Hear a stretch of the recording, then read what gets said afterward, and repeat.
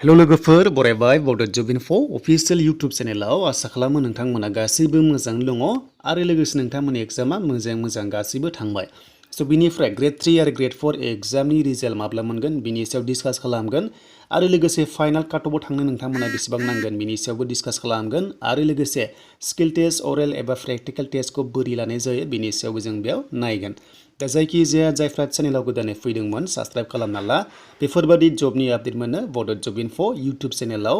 दा जों फैबाय अफिशियेल साइटआव देन अफिशियेल साइटआव फैयोब्ला नोंथांमोना बेबादि पेज मोनो बेनिफ्राय डेस्कटप साइट खालामना ला मबाइलावहाय देन बेनिफ्राय जों नटिफिकेसन नायगोन बेयावनो गासिबो डिटेल्सआ फैयो दा बेखायनो जों ड्राइभार पस्टनिखौ जों नायनोसै जाय आनजादा जागोन 11 सेप्टेम्बराव आरो नोंथांमोना एडमिट डाउनलड खालामनो हागोन बेनो जाबाय 30 आगस्ट जानाय लोगो लोगो नोंथांमोना सेम प्रसेस जेरै Gr.4 आव जोङो एडमिट डाउनलड खालामदोंमोन थिग बेबादिनो जोङो खालामनांगोन नोंनि आइडिखौ होनानै आरो जायफ्रा मोना स' नोंथांमोना टल फ्रि नाम्बार दङ थ' नोंथांमोना टेकनिकेल सापर्ट लानो हागोन जुदि मोनाब्ला एडमिट देन बेनिफ्राय जों मिथिखाबाय जे एग्जामा नोंथांमोननिया जागोन 11 सेप्टेम्बराव आरो बे नोंथांमोननि एग्जामा स' नोंथांमोना मोजां होदो आरो बेयावबो नेगेटिभ गैया एबा माइनास पइन्ट गैया गासै 150 नि एग्जाम जागोन आरो मोनसे हायोब्लानो 1.50 नाम्बार मोनगोन गासै 100 नाम्बार थानाय जागोन जेराव नेगेटिभ गैया थ' बे जाबाय ड्राइभार पस्टआव बेनिफ्राय स्किल टेस्ट थायो ड्राइभारावबो नोंथांमोननि ड्राइभिं टेस्ट थायो स' बे हमना ला जोबथ'बाय बेनिफ्राय जों थांसो फैदो जोंहा फाइनाल रिजाल्ट बोरै मोनगोन एबा माब्ला मोनगोन बिनि सायाव आरो लोगोसे एग्जाम फिस रिफान्ड खालामनायनि बाथ्रा बुंदों सिमा देन बे बेसेबां सैथो मिथिया बाट होनांगौब्ला गोबां बेले बेजेखौ नुहुरदों मानोना लाख एप्लाइ खालामदों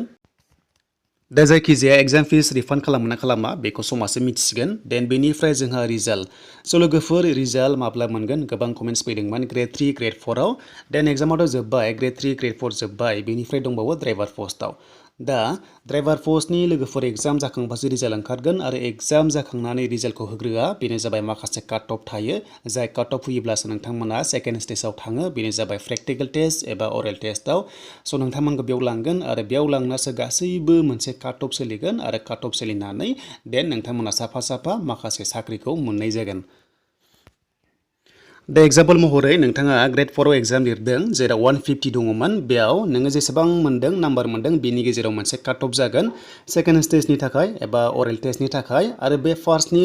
एग्जामनि मार्कसजों आरो अरेलनिजों दाजाबनानै जायफ्रा मोजां नाम्बार थाङो स' नोंथांमोननोहाय फाइनाल लिस्टखौ होनाय जागोन बेबादि सेम प्रसेसआव Gr.3 Gr.4 गासैखौबो लानानै लास्टआव मोनसे फाइनाल काट अफ ओंखारबावगोन एबा फाइनाल मेरिट लिस्टआ ओंखारनाय जागोन नाथाय मोनसे बाथ्रा बेयाव थांनो नोंथांमोननि गिबिसिन आनजादनि मोनसे काट अफ सोलिगोन आरो काट अफआव थाङोब्लासो नोंथाङा सेकेन्ड स्टेजाव थांनानै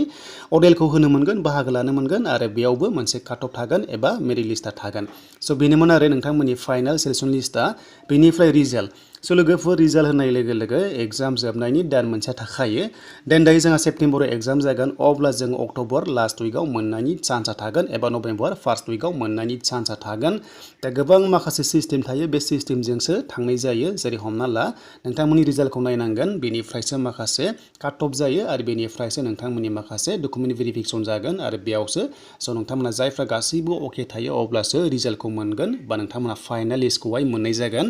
आरो जेब्ला फाइनाल लिस्ट मोनो अब्ला गासैबो नोंथांमोना गुबुन माखासे जाय जेराव थाङो हमना ला काट अफआ बेयावनो नोंथांनो बे डिपार्टमेन्टआव साख्रिखौ होनाय जागोन दा हमना ला एग्रिकालसाराव 90 थाङोब्ला स' नोंथांमोना 90 मोनदोंब्ला बेयाव थांगोन आरो हमना ला सयल कनजारभेसनाव 89 थांदोंब्ला स' नोंथांमोना बेयावबो मोननो हागौ जायखिजाया मोनसे मोनगोन सासेया मोनसे मोनगोन आरो नोंथांमोना साख्रिखौ मावनो मोनगोन